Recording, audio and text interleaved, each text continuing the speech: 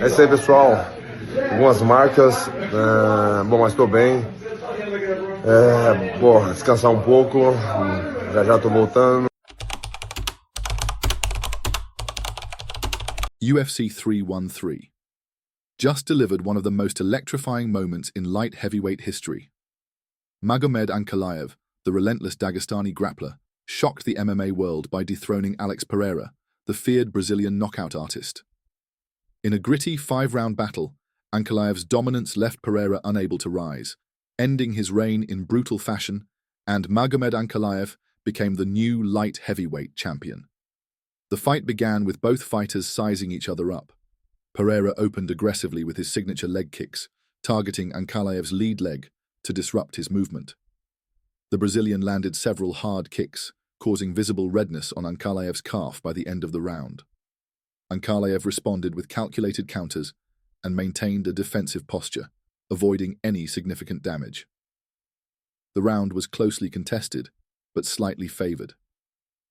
Pereira, due to his effective striking, Ankalaev shifted gears in the second round, utilizing his striking to disrupt Pereira's rhythm. A straight left hand from Ankalaev rocked Pereira just before the bell, marking the first significant moment of the fight. While Pereira continued to rely on leg kicks, Ankalaev's combinations began to land more frequently. The Russian's ability to mix punches with front kicks kept Pereira guessing and set the tone for what was to come. The third round saw Ankalaev implement his grappling game plan. He pressed Pereira against the cage repeatedly, wearing him down with clinch work and short strikes. Although Pereira managed to land a few clean shots during brief exchanges in open space, Ankalaev's control in the clinch sapped the champion's energy. By this point, it was clear that Ankalaev's strategy was to neutralize Pereira's power by keeping him off balance and out of striking range. Ankalaev continued to dominate in the fourth round with relentless pressure. He mixed takedown attempts with striking combinations, forcing Pereira into a defensive shell. While Pereira landed a high kick that briefly stunned Ankalaev, it wasn't enough to turn the tide of the fight. The Russian fighter's conditioning and composure shone through as he maintained control against the cage and landed effective ground-and-pound strikes whenever opportunities arose. The final round was a test of endurance for both fighters. Pereira came out aggressively, knowing he needed a finish to retain his title. He landed several jabs and another high kick that momentarily disrupted Ankalaev's momentum. However, Ankalaev quickly regained control by pinning Pereira against the fence once again. The Russian fighter closed out the fight with more clinch work and strikes from dominant positions, leaving no doubt in the judges' minds.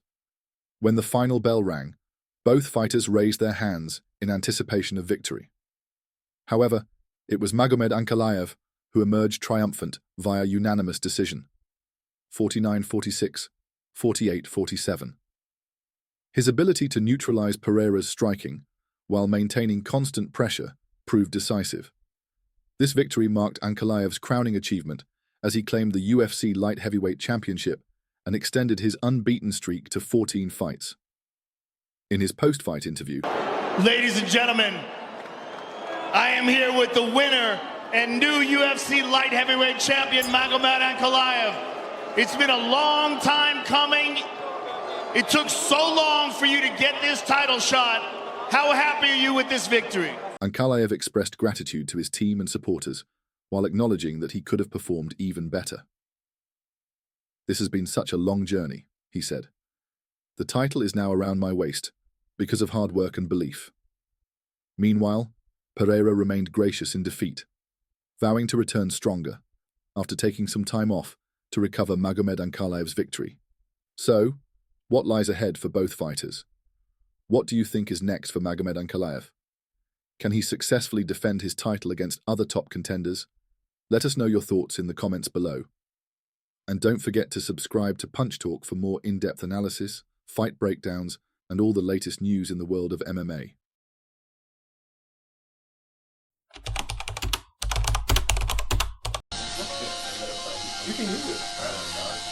Se aproximando mais aí do adversário.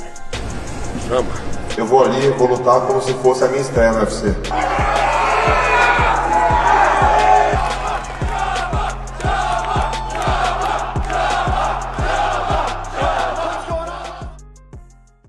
Мы понимаем, эти же люди будут говорить «no shama», Ankalaev time.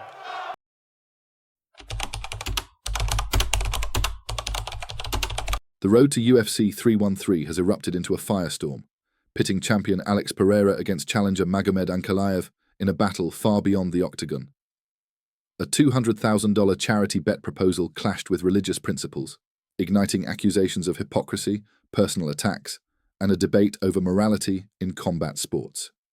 Is this philanthropy or performative ego? The MMA world is divided.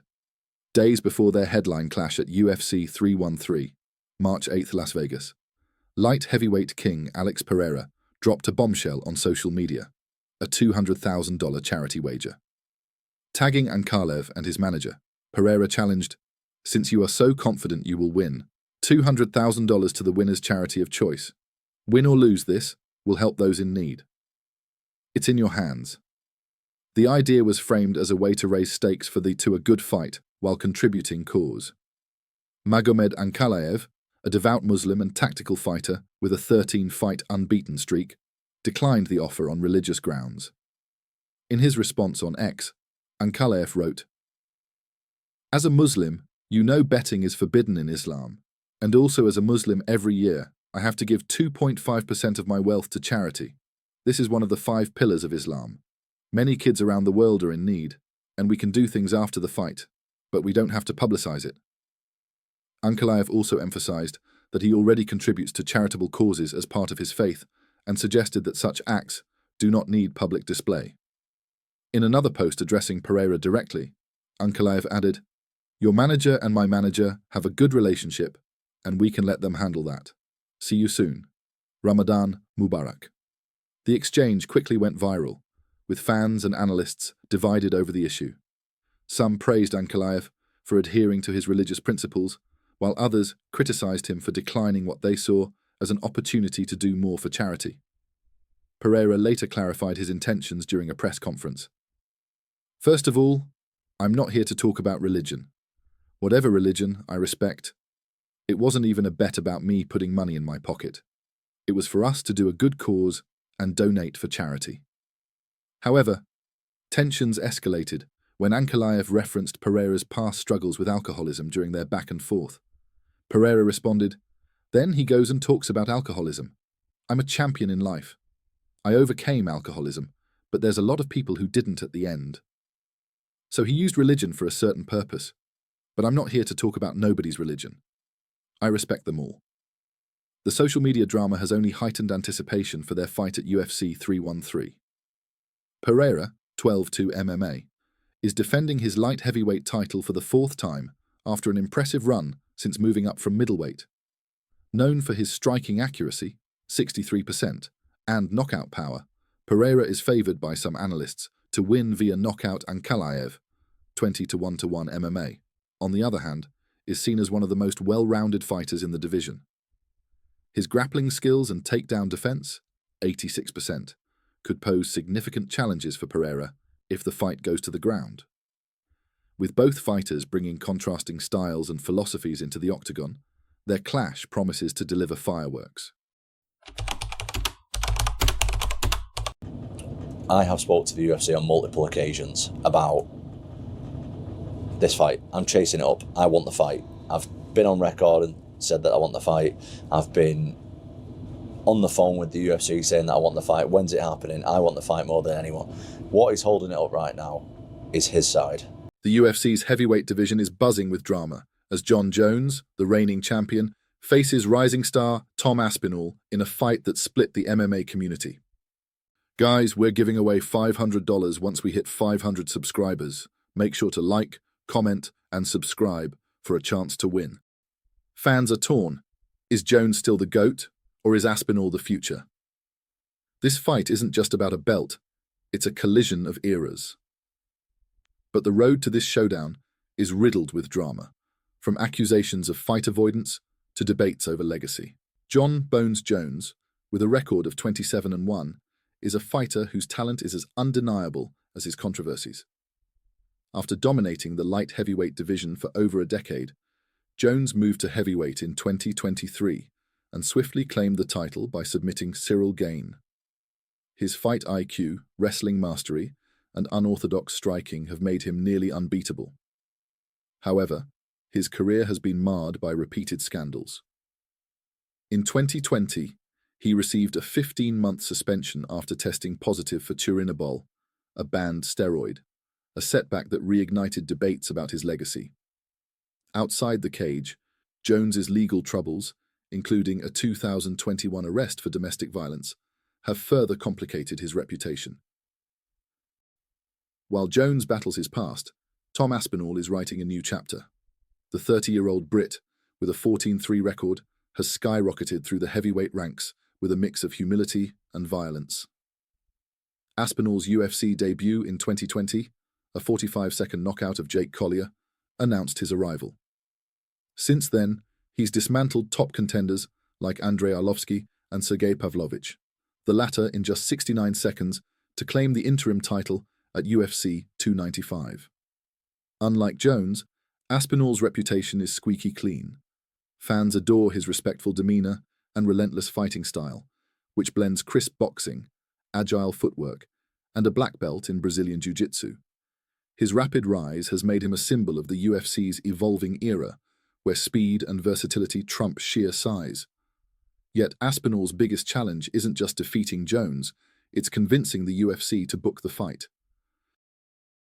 Rescheduling Jones versus Miocic for 2024 and sidelining Aspinall. This decision sparked fury. Critics accuse the UFC of prioritizing nostalgia over merit, with social media erupting in outrage. Fans react on Twitter. If you are really the GOAT, then fight against Aspinall. You took the fight against Miocic because it's the easy money fight. Are you afraid, champ? Are you scared? Highly doubt it. You have beat 3 generations of the best fighters, each in their prime, which were all killers. You absolutely deserve to do what you want and fight another legend, even if people won't give you credit for Stipe. Would I enjoy an Aspinall fight?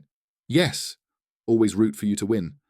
But I'm sorry, but Aspinall has done more than you at heavyweight, especially in a division where the belt changes hands so often. Heavyweight is Joe joke. You've had 1 fight at heavyweight, and you act like you are the king of it. You didn't beat Francis. Israel Adesanya talked about Tom Aspinall and his father, calling them cool dudes. But Aspinall, he and his dad, cool dudes, lovely guys as well. But he's the same height as me, if not an inch taller, but thick. And I was like, fuck, you're a lot thicker than I would expect. And the speed, that's the thing that I'm like, okay, that's the danger. But again, grappling, he's a black belt. John is That's different. But I don't know, man. They gotta fight. But if they don't ever fight, we'll never know. And expressing love for them. He mentioned that Aspinall is about the same height as him, maybe an inch taller, but he's thicker than Adesanya expected. He also noted Aspinall's surprising thickness and highlighted his speed. Adesanya acknowledged the danger Aspinall poses due to his speed, but also mentioned the importance of grappling, pointing out that Aspinall is a black belt, while John Jones is in a different category when it comes to grappling skills. As the debate rages, analysts and fighters are dissecting every possible angle of a potential Jones-Aspinall clash. Former UFC champ Michael Bisping, a fellow Brit, admitted on his YouTube channel, The story that is trending all over Twitter when it comes to mixed martial arts is that the greatest fighter of all time, talking about Johnny Bones Jones, is more than likely going to fight Tom Aspinall and more than likely gonna be paid around $30 million. That is what Joe Rogan was talking about on his podcast. And is he doing Pereira or Aspinall? Aspinall. Yeah. he struggles with the names, to be fair, this guy. I think it's going to be Aspinall. I think they're trying to come to some sort of an agreement. The rumor is that he wants $30 million, and that the UFC is going to pay it. Hopefully. If I give him the opportunity to fight me, I want to be so compensated. I want to say it. I want that you money to the point where if I won or lost, that it really wouldn't matter. In a recent interview with Submission Radio, Sonnen shared what Aspinall told him just minutes after Jones secured the win. One thing that Tom Aspinall said, Tom gained confidence being ringside to watch John Jones, Sonnen revealed. He said, I've never watched John Jones except on television. Being ringside, he said he's too slow. Now, Tom also told us that he had just had a couple of beers. If that really is true, If he thinks he's faster than a 236-pound world champion, it makes me want to see it. One thing that worries me about Aspinall is what other people praise him for, which is he's been out of the first round one time. People praise him for that? I don't like that. That's a problem. If you're going to find a way to get the jump on Jon Jones, no one is doing it fast.